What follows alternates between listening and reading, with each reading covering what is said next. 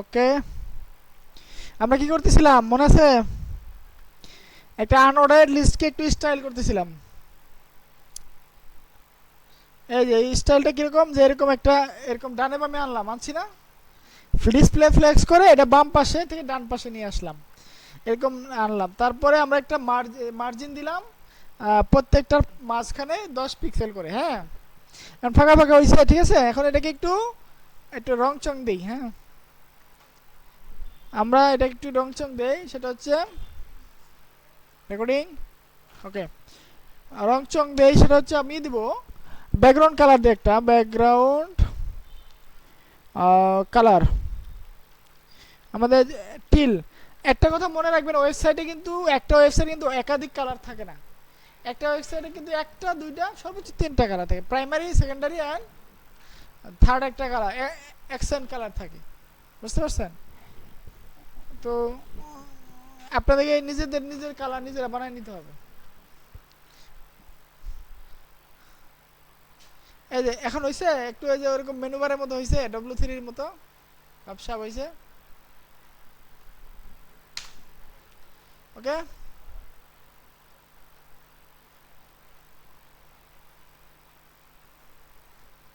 ওকে, তো এরকম বানাইছি আমরা। তো এরকম আমরা এরকম বানাবো, ঠিক আছে। তো একটু প্যাডিং দিয়ে দেই। আমরা একটু ডানে বামে নেই, আপনার তো বারবার লোড করা ভালো লাগতেছে না, একটু শর্টকাট করি। আমি লাইভ সার্ভার ইনস্টল দিই যেখান থেকে, লাইভ সার্ভার ইনস্টল দিই, লাইভ সার্ভার, লাইভ সার্ভার, ঠিক আছে। এই যেটা 69 মিলিয়ন যেটা আছে না, এটা ইনস্টল দিই।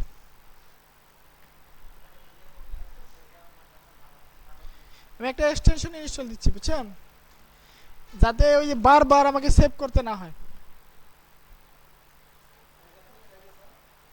এটা এখানে যেখানে এক্সটেনশন একটা ই আছে দেখেন, এই যে ঘর আছে এক্সটেনশন, এখান থেকে সার্চ দিবেন, লাইভ সার্ভার লিখে সার্চ দিবেন। হ্যাঁ, হয়ে গেছে আমার লাইভ সার্ভার। এখন যদি আমি এই ফাইলটাকে লাইভ সার্ভার ওপেন করি, open with in live server, একটা এলো দিতে হবে।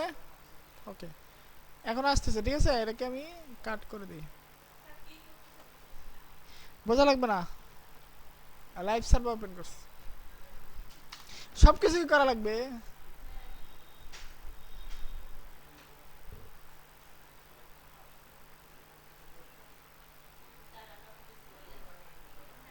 Thank you. এই যে 69 মিলিয়ন যেটা আছে ওইটা।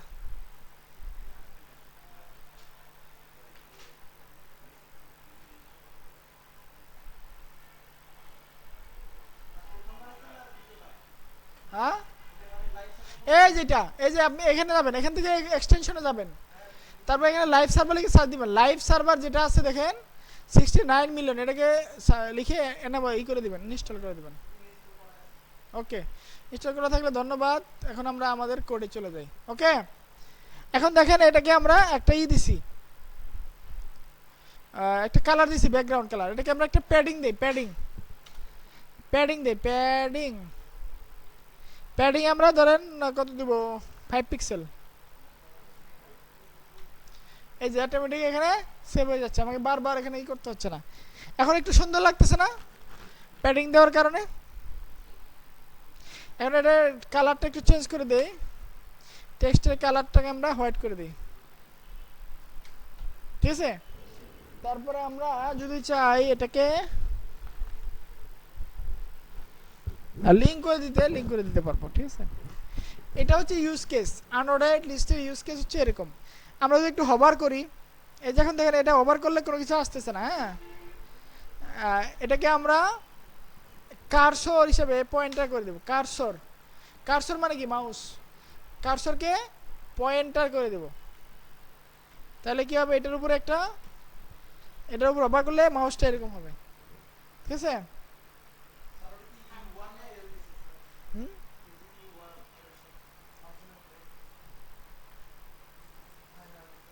আমরা চাচ্ছি ইউএল এর ভিতরে যে এলআই গুলো আছে সেটাকে আমরা এডিট করতে। আমরা যদি শুধু এলআই দিতাম তাহলে কি হইতো জানেন? দেখেন আমার শুধু এলআই দিলে একটা হইতো না, এই যে উপরে যে এলআই আছে এগুলো এলআই না, ওগুলাও হয়ে যাবে স্টাইল, এগুলো স্টাইল হয়ে যাচ্ছে। আমরা তো চাচ্ছি এটা না, আমরা চাচ্ছি শুধু এটি স্টাইল হবে। সুতরাং আমরা ইউএল এর ভিতরে এলআই যেটা আছে ওইকে স্টাইল করে দিলাম। এরকম ভাবে অনেক কিছু আছে, আমরা তো যাই না জায়গা মতো। ক্লাস আছে, আইডি আছে, মানে একটা স্টাইলকে আমি একটাই করব। ওই যে আমরা যে এর আগে করছি যে একটা করলে সব হয়ে যাচ্ছে, এরকম কিছু করব না আমরা। এখন থেকে স্পেসিফিক ভাবে করব সবকিছু। তো দেখছেন এখানে কিন্তু একটা ইয়ের মতো হয়েছে, মেনু বারের মতো একটা হয়েছে। আর আমরা এটাকে মার্জিনটাকে একটু কম করে দেই, 1 পিক্সেল বা 2 পিক্সেল করে দেই, তাহলে একটু সুন্দর লাগবে। ওহো, সরি, প্যাডিংটা কমাইছি কেন, মার্জিন কমাবো।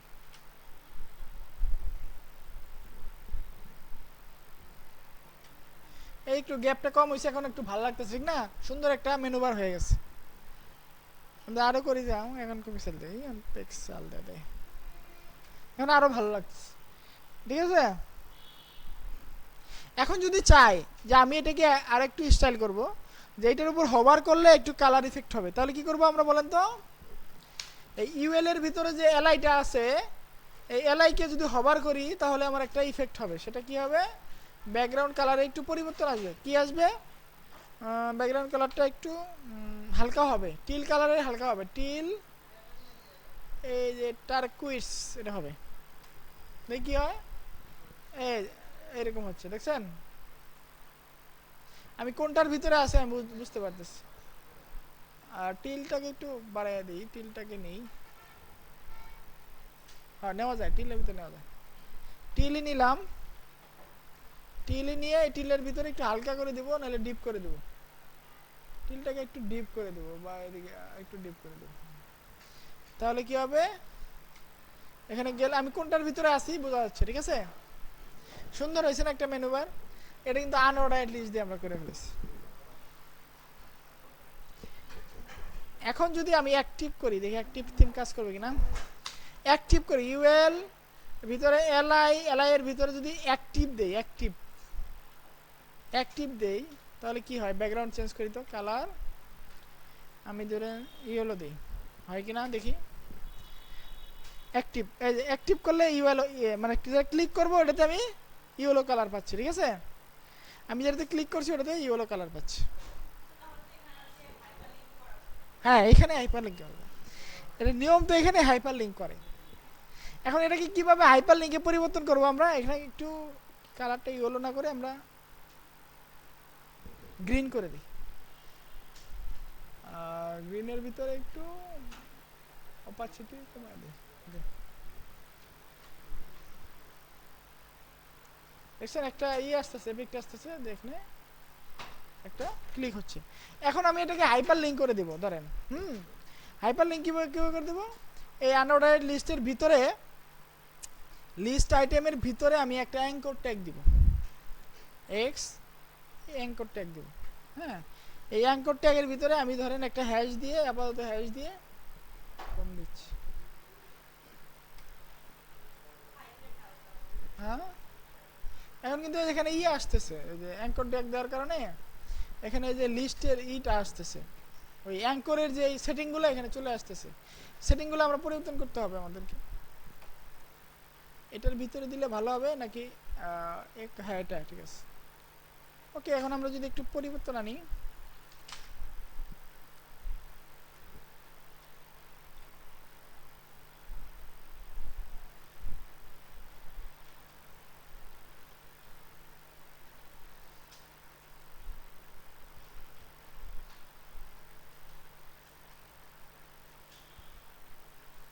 অথবা আমরা এরকম দিই HTML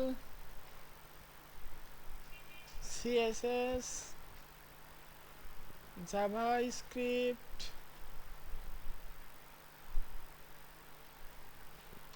React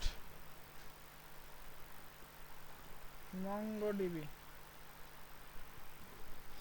মনে করি এগুলো আমরা শিখবো। ওকে,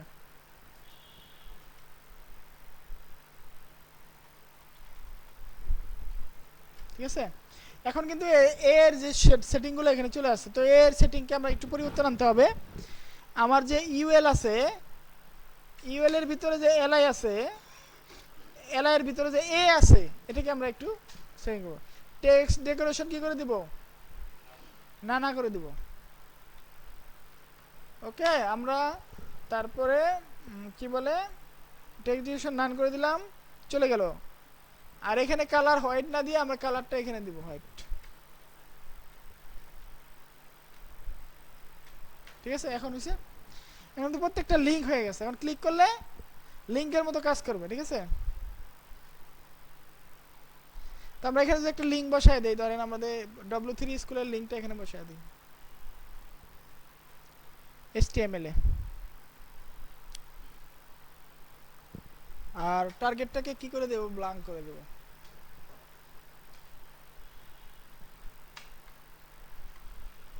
ডাইরেক্ট ইউজ কেস দেখলাম, আলোচনা বেশি না করে খালি ইউজ কেস দেখলাম। এখানে ক্লিক করলে আমাদের এখানে চলে আসছে। ঠিক আছে, বুঝতে পারছেন? পারবেন না? এটা দ্বারা আমরা মেনু বার তৈরি করব কালকে যখন আমরা ওয়েবসাইট বানাবো, এটা দিয়ে আমরা মেনু বার বানাবো। এই ইউজ কেস। ঠিক আছে,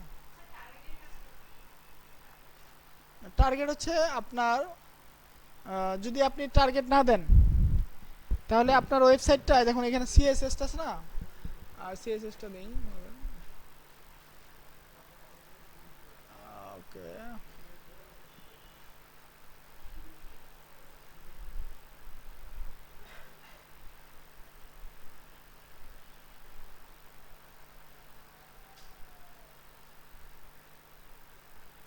ওকে, এই যে আমরা এখানে টার্গেট দিব না, মনে করেন এখানে টার্গেট দিব না, এখানে টার্গেট দিছি উপরেরটায় আর নিচেরটায় দেই নেই। পার্থক্যটা কি হয়েছে একটু দেখেন। আমরা যখন টার্গেট দিছি, এগুলো কোথায় আসে, এটা কারা? HTML দিলাম, টার্গেট দিলাম, তাহলে আমার কি এই পেজটা আমার এটা থেকে গেল, আরেকটা নতুন ট্যাবে এটা ওপেন হইলো। বাট আমি যদি এখানে টার্গেট দেই নাই, সিএসএস দিলাম, তাহলে আমার সেম ট্যাবের ভিতরে আমার কি হলো, ওপেন হলো, অর্থাৎ আমার ওয়েবসাইটটা হারিয়ে গেল। এটা তো আমাদের প্রত্যাশা না। আমাদের ইচ্ছা হলো আমাদের ওয়েবসাইটে যতক্ষণ কাস্টমার থাকবে ততক্ষণ ভালো, তত ভালো, তত অ্যাড দেখবে। আরও আছে ব্ল্যাঙ্ক ছাড়া আরও অনেক কিছু আছে। আপনি দেখেন কি কি আছে, দেখাই আপনাকে। প্যারেন্ট আছে, এটা আবার আলাদা সেটিং করতে হয়। প্যারেন্ট হচ্ছে যে এটা ওপেন হবে, বাট একটা নতুন, এখানে নতুন উইন্ডো দিয়ে ওপেন হবে। যেমন করি আমি এখানে না, প্যারেন্টটা দিলাম, হ্যাঁ এখানে ওপেন হয়েছে, বাট এখানে ইফেক্টটা আপনি বুঝবেন না, এটাকে আলাদা করে জাভাস্ক্রিপ্ট দিয়ে করতে হয়। ঠিক আছে, আরেকটা আছে যে নতুন একটা ইয়ের মাধ্যমে ওপেন হয়, টপে ওপেন হবে, টপে ক্লিক করলে টপে একটা ওপেন হবে। এগুলা আলাদা করে জাভাস্ক্রিপ্ট দিয়ে করতে হয়, আলাদা একটা পপ আপ তৈরি হয়। ঠিক আছে, এটা আমাদের ক্ষেত্রে সবচেয়ে বেশি কাজে দেয় হচ্ছে ব্ল্যাঙ্ক। ওকে,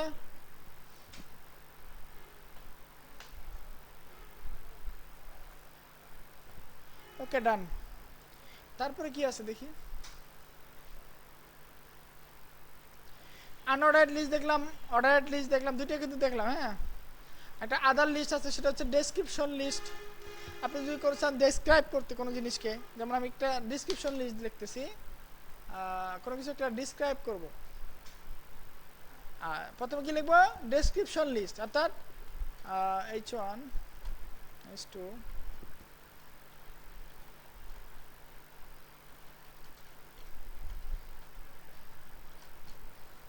ডেসক্রিপশন লিস্ট। ডেসক্রিপশন লিস্টের কি হবে, ডিএল। আচ্ছা, ডিএল এর ভিতরে ডেসক্রিপশন আইটেম সম্ভবত হবে, ডিটি হবে সম্ভবত, ডেসক্রিপশন, হ্যাঁ ডেসক্রিপশন ডিটি। ডিটিতে কি বোঝায়, description title, sorry description title, sorry description term, আর হচ্ছে ডেসক্রিপশন ডিসক্রাইব। এটা সব ডেসক্রিপশন ট্রাম, অর্থাৎ ডিটি। আমি কাকে ডিসক্রাইব করব, ডিটি। ডিটি মনে করেন আমাদের হচ্ছে অরেঞ্জ, আর এরপরে কি দিব, DD, description describe orange is a fruit. তাহলে দেখেন কি হলো, অরেঞ্জ ইজ এ ফ্রুট, অথবা এই যে এটা অটোমেটিক কি করে নিচে চলে আসে এবং ডান পাশে চলে যায়। ঠিক আছে, এটা হচ্ছে ডেসক্রিপশন লিস্ট। ওকে, ডান।